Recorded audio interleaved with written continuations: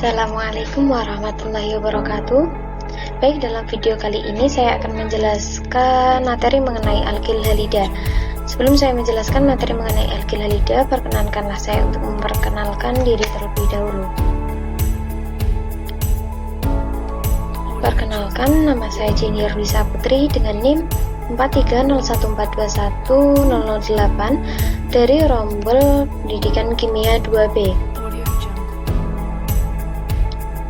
Ya, selanjutnya langsung saja kita bahas mengenai alkil halida. Ada beberapa subtema yang akan kita bahas. Yang pertama ada pengertian dari alkil halida. Yang kedua ada tata nama serta penamaan dari alkil halida. Yang ketiga ada klasifikasi dari alkil halida. Yang keempat ada sifat fisik alkil halida. Yang kelima reaksi substitusi dan eliminasi. Dan yang terakhir ada sintesis dari alkil halida. Baik, langsung saja materi yang pertama, yakni pengertian dari alkil halida. Alkil halida atau biasa kita sebut haloalkana atau alkil halogenida merupakan senyawa yang diturunkan dari alkena dengan mengganti satu atom H atau lebih dengan senyawa halogen, yakni F, Cl, Br, dan juga I. Senyawa alkil halida juga disebut juga dengan senyawa organohalogen. Apa itu senyawa organohalogen? Senyawa organohalogen yakni senyawa yang mempunyai satu atau lebih atom halogen. Atom halogen yaitu F, Cl, Br, atau I yang berterikat pada karbon. Senyawa organohalogen sendiri sering disebut sebagai halida organik. Selanjutnya rumus umum dari alkil halida yakni RX, di mana R merupakan alkil, aril atau vinil, dan X merupakan atom halogen. Alkil halida sendiri juga dibagi menjadi tiga, yakni alkil halida primer, sekunder, dan juga tersier. Nanti akan dibahas lebih lanjut pada klasifikasi. Di bawah dapat dilihat dari struktur alkil halida, yakni R berikatan dengan C, kemudian berikatan dengan atom halogen X. Yang kedua ada aril halida, yang ketiga ada fenilik halida. Baik, selanjutnya ada tata nama dari alkil halida. Di sini saya menyebutkan ada beberapa nama UPEC dan juga nama trivial dari alkil halida. Yang pertama ada klorometana dengan nama trivial metil klorida. Rumus umumnya CH3Cl dengan titik didih minus 24 derajat Celcius dan padatan 8 AS. Yang kedua ada diklorometana dengan nama trivial metilena klorida dengan rumus CH2Cl2. Titik didihnya 40 derajat Celcius dan rapatannya 1,34. Yang ketiga ada triklorometana, nama trivialnya kloroform, rumus kimianya CH-Cl3, titik didihnya 61 derajat Celcius dan rapatannya 1,49. Yang keempat ada tetraklorometana dengan nama trivialnya karbon tetraklorida, rumus umumnya CCl4, titik didihnya 77 derajat Celcius dan rapatannya 1,60. Yang kelima ada bromometana. Bromometana berarti dari bromida ya. Nama trivialnya metil bromida, rumusnya CH3Br, titik didihnya 5 derajat Celcius dan rapatannya 8 AS.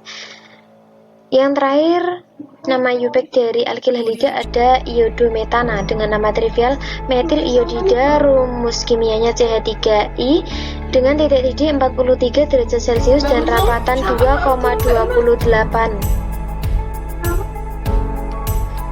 Oke, selanjutnya ada aturan penamaan atau tata cara kita untuk menamai alkil halida. Yang pertama itu ada kita harus menentukan rantai terpanjang yang mengandung jumlah karbon terbanyak.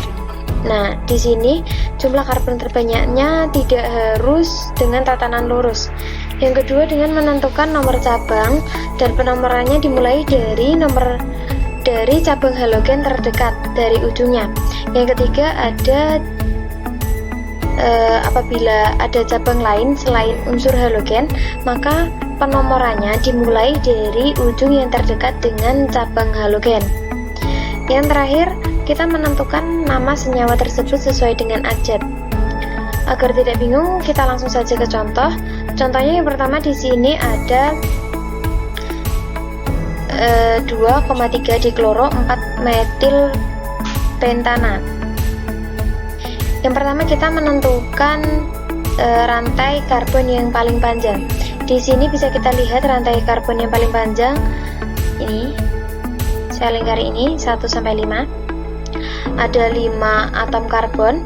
Kemudian cabang terdekat dari ujung yang merupakan atom halogen adalah Cl. Berarti nomor atomnya dimulai dari sini, nomor 1, nomor 2, nomor 3, nomor 4 dan seterusnya.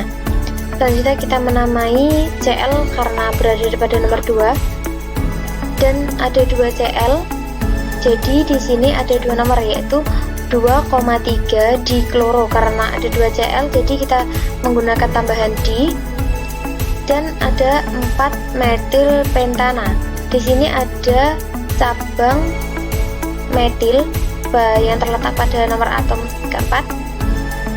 Dan pentana diperoleh dari atom karbon yang paling panjang, yakni ada 5 atom karbon, jadi di sini ada pentana. Akhiran ana merupakan ciri khas dari alkil halida sesuai dengan penamaan alkana. Ya, contoh kedua, rantai karbon terpanjangnya ini. Sebenarnya ini juga lurus, namun penulisannya saja yang berbeda. Di sini kita bisa mengetahui rantai karbon yang terpanjang memiliki 6C dengan atom halogen terdekat dari ujung cabangnya, yaitu ada Br. Jadi penomorannya dimulai dari sini. Br terletak pada nomor 2, selanjutnya nomor 3, 4, 5, 6 dan ada metil yang terletak pada nomor 5. Jadi penamaan yang bisa kita buat yaitu 2 bromo karena di sini Br jadi bromo, dan 5 di sini ada metil pada nomor 5, metil heksana karena ada 6 atom karbon, jadi di sini menggunakan heksana.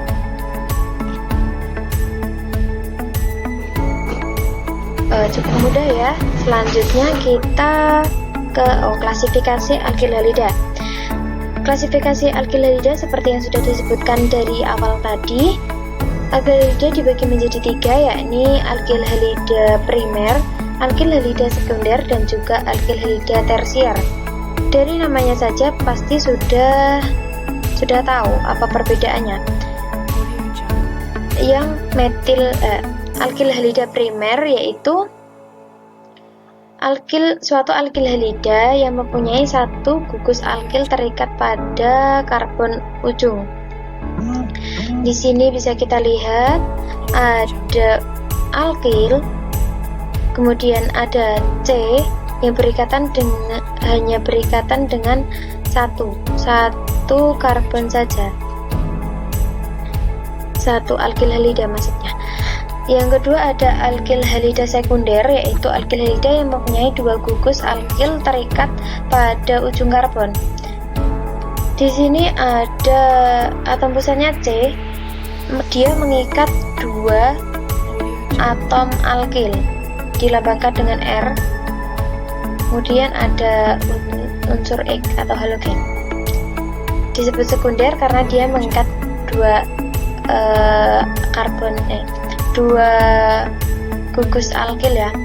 Yang terakhir ada alkil halida tersier, yaitu dimana atom C mengikat 3 gugus alkil. Nah, di sini ada 3 gugus.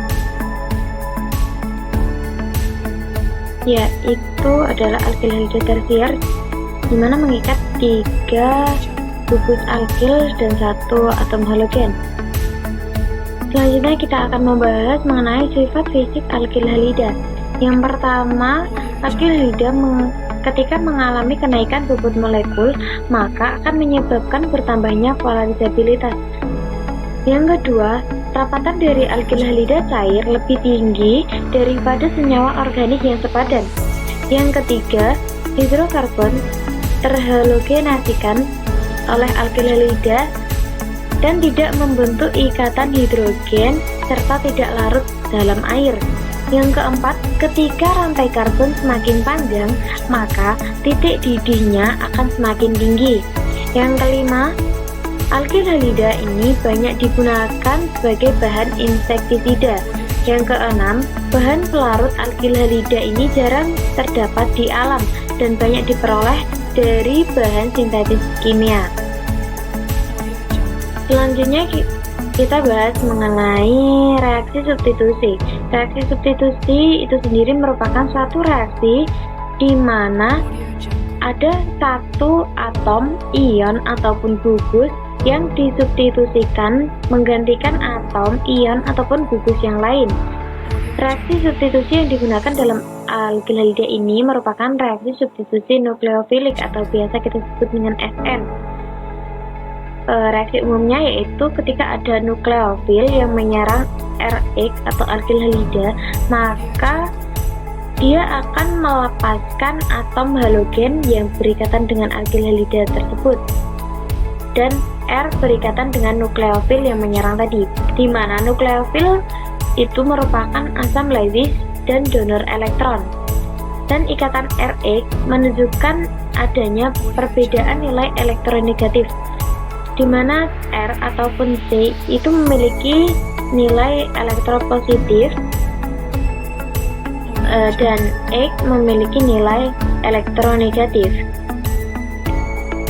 Atom halogen di sini terlepas dari ikatannya, dia juga merupakan gugus pergi yang baik. Reaksi substitusi nukleofilik dalam alkil halida ini dibagi menjadi 2. Yang pertama ada SN1, yang kedua ada SN2. Nah, yang pertama mekanisme reaksi SN1. SN1 ini merupakan suatu reaksi pengionan yang terkadang disertai dengan penataan ulang yang disusul persenyawaan dengan nukleofilik.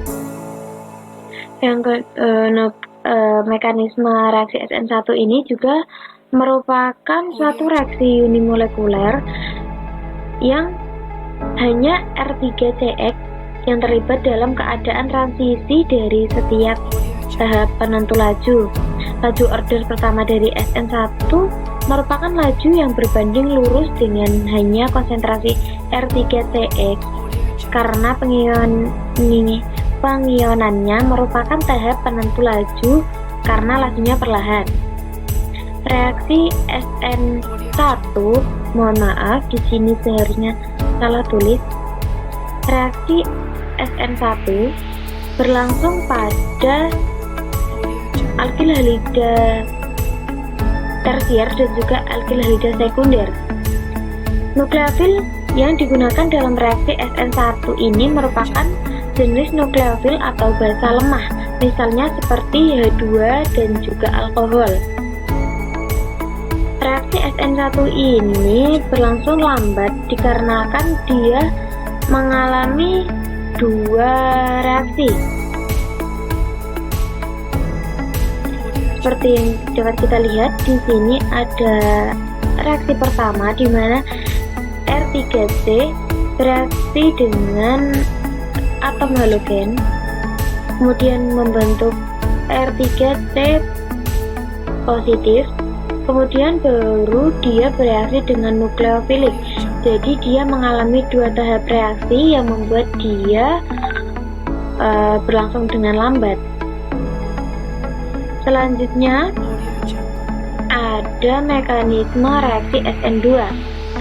Reaksi SN2 ini merupakan suatu serangan belakang yang serempak, suatu SN2 ini juga merupakan suatu reaksi bimolekul yang dimana baik nukleofil maupun R2CHX terlibat dalam keadaan transisi, berbeda dengan reaksi SN1 tadi dimana hanya R3CX yang terlibat. Laju ordo kedua SN2 ini merupakan laju yang berbanding lurus dengan konsentrasi nukleofil maupun R2CHX. Reaksi SN2 ini berlangsung pada alkil halida primer dan juga alkil halida sekunder. Jenis nukleofil yang digunakan dalam reaksi SN2, mohon maaf di sini ada salah tulis. SN2 merupakan nukleofil atau basa yang kuat seperti OH, OH-, OR-, dan juga CN-. Mekanisme reaksi SN2 ini juga merupakan mekanisme yang cepat karena dia hanya melalui satu tahap reaksi, yakni ketika bereaksi dengan nukleofil.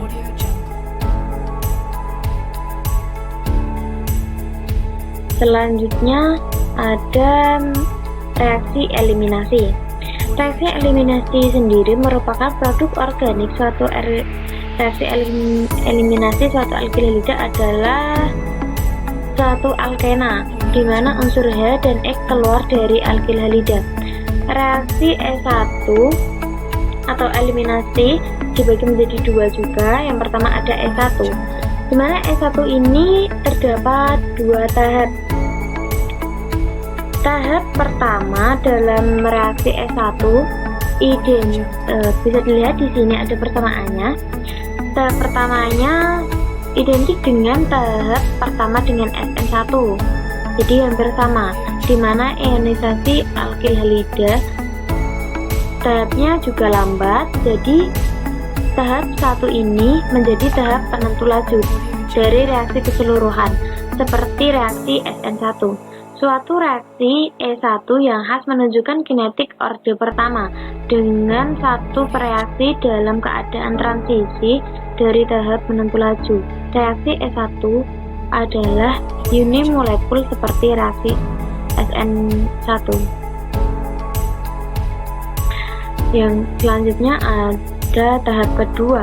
Dalam tahap kedua reaksi eliminasi, basa itu merebut sebuah proton dari sebuah atom karbon yang terletak berdampingan dengan karbon positif, di mana elektron yang berikatan sigma karbon hidrogen ini bergeser ke arah muatan positif. Karbon itu mengalami rehibridasi dari keadaan sp3 ke keadaan sp2 dan terbentuklah sebuah alkana. Jadi reaksi eliminasi yang pertama ini berlangsung lambat seperti reaksi substitusi SN1 ya. Selanjutnya ada reaksi eliminasi E2. Reaksi eliminasi alkil halida yang paling berguna adalah reaksi E2 atau eliminasi bimolekuler. Reaksi E2 alkil halida cenderung dominan bila digunakan basa kuat seperti OH-, OR-, dan temperaturnya tinggi.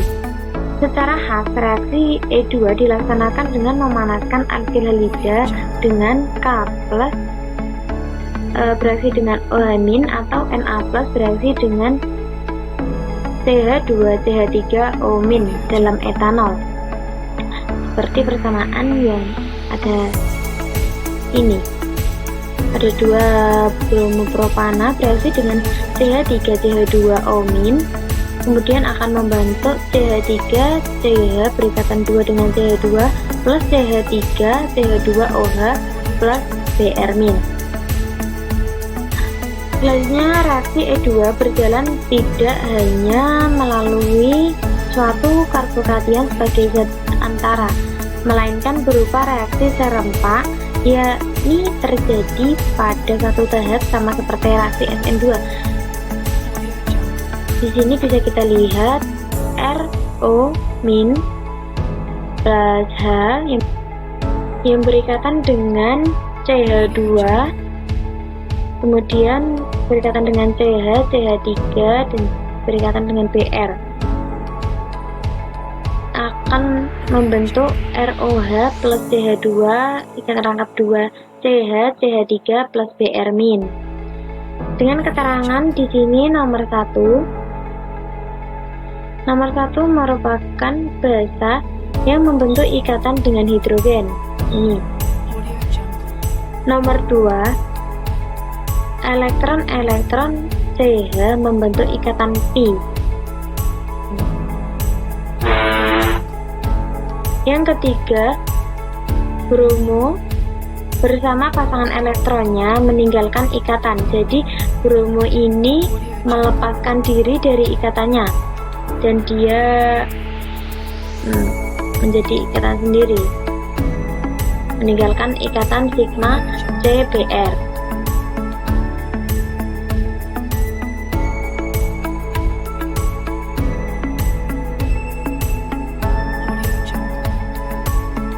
Selanjutnya ada beberapa faktor yang mempengaruhi berjalannya reaksi substitusi dan juga eliminasi.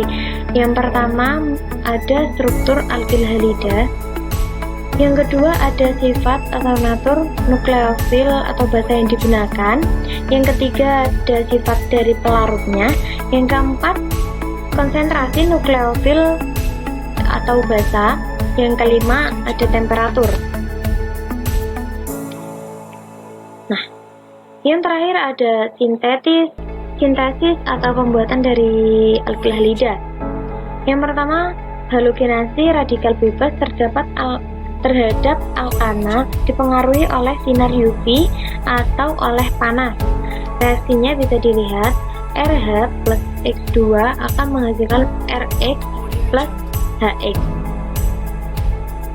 Yang kedua ada adisi hidrogen halida terhadap alkena, yaitu H2C, ikatan rangkap 2 H2C plus HX akan membentuk CH3 CH2X. Yang ketiga ada adisi halogen terhadap alkena. Reaksinya yaitu H2C berikatan rangkap dengan CH2 plus X2 akan menghasilkan H2CX dan CH2X. Selanjutnya yang terakhir ada tipe senyawa yang dapat disintesis oleh alkil halida, di mana reaksinya yang pertama ada alkil halida premier yang bereaksi dengan alkohol akan membentuk produk utamanya ether. Yang kedua ada alkil halida premier yang bereaksi dengan OH- akan membentuk suatu alkohol. Yang ketiga ada alkil halida premier ataupun sekunder yang bereaksi dengan Cn- akan menghasilkan nitril. Yang keempat ada alkil halida premier ataupun sekunder jika bereaksi dengan Sr- akan membentuk suatu sulfide atau tioether. Yang kelima ada alkil halida premier dan juga sekunder yang bereaksi dengan CRO akan menghasilkan ether. Yang keenam ada alkil halida premier dan juga sekunder juga yang bereaksi dengan I- akan menghasilkan alkil halida iodida. Yang selanjutnya ada alkil halida premier dan juga sekunder lagi yang bereaksi dengan NR3- akan membentuk garam amonium.